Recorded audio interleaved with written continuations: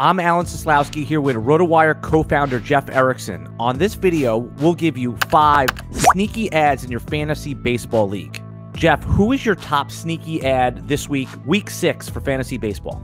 My top targeted guy was Shane McClanahan, pitcher for the Tampa Bay Rays.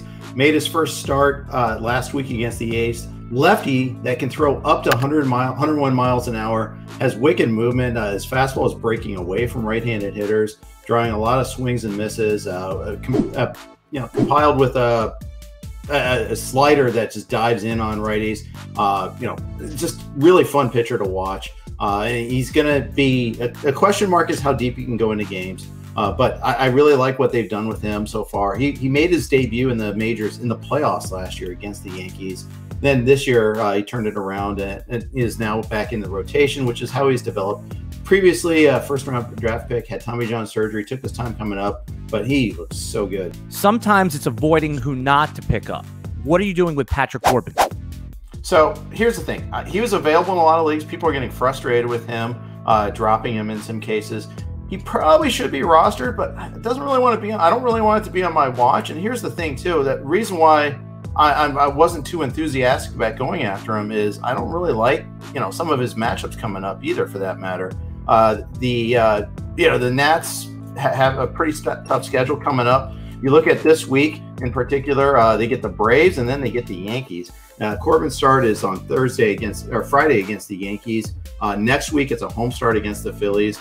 I think he has the stuff that should play. However, his velocity is down on his slider, and so is his command, and that's a pretty difficult combo there.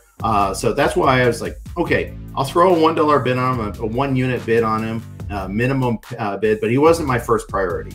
And fortunately, there's always someone else that seemed like he was being bid up almost to full price, over 10% of people's fab budget. So I really wasn't in on that price. I just think there's a lot of risk, but at the same time, if I could get the bargain, I'd take it. It's one of those keep them honest bids. What are you doing with Nico Horner? Is he a little bit under the radar and underrated right now?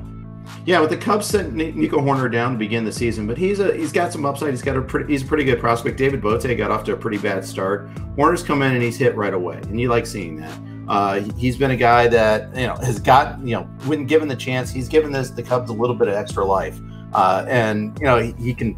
If you check to see where he qualifies, he can qualify in multiple positions in a lot of leagues. So you want to watch out for that too. I just like some upside on a team that should start to hit a little bit better. We saw it this weekend against the Reds. They're starting to heat up a little bit. I think he's someone that you should be adding.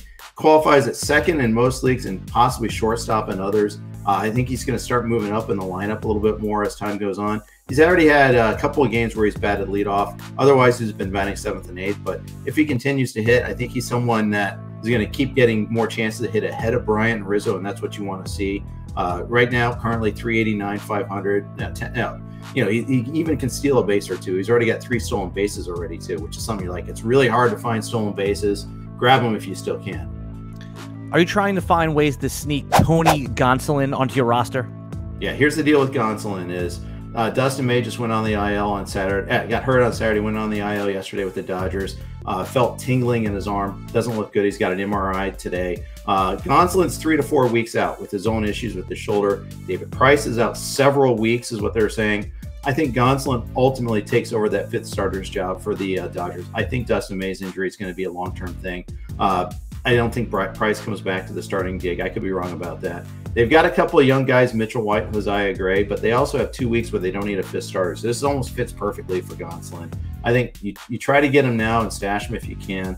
In some leagues, that's difficult to do. There's a lot of injuries going on. That's a big theme on baseball. Especially we're trying to find outfielders right now. A lot of outfielders and catchers getting hurt. Maybe hard to stash that injured pitcher. Hope he comes back in 3-4 weeks. But if you can, the talent's there, the swing and miss is there. You just have to wait it out now.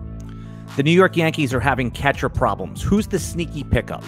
Kyle Higashioka is the guy that's getting a lot more playing time. Gary Sanchez already is considered a pretty weak defensive catcher. Now he's not hitting either. And, batting average has always kind of been a problem for Sanchez. Hitting 180 this year, that's not going to pay the bills. And, especially when you're not playing well defensively.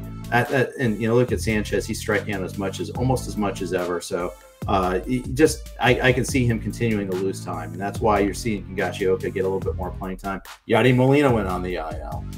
Travis d'Arnaud went on the 60-day IL, and he's going to be out most of the season.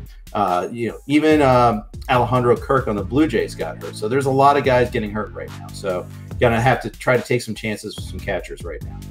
In some of our deeper leagues, can we add Daulton Varsho? Yeah, and he's been cut in a lot of leagues. He got sent down to start the season after being drafted relatively high, but there's always that risk of him getting sent down. He still might be a risk of getting sent back down when the Diamondbacks get some guys back joining them. But Cole Calhoun could be out 6 to 8 weeks now, they're saying. So with him out, with Ketel Marte out, Tim LeCastro out, LeCastro could be back pretty soon. But he may stake a little longer. He's not going to play much behind the plate because Carson Kelly's been doing really well, and so has Stephen Vogt had a big triple yesterday. So we'll see. But at the same time, Varsho's got a lot of upside, and that's what you're looking for. Especially, I don't mind a guy that's catcher eligible playing elsewhere. In fact, I prefer it as long as he's playing. Just a question of how much playing time is he going to get? Got his first start yesterday. Try RotoWire today, free for 10 days. Get our premium tools, rankings, analysis, and breaking news alerts. No credit card required. Go to rotowire.com/try.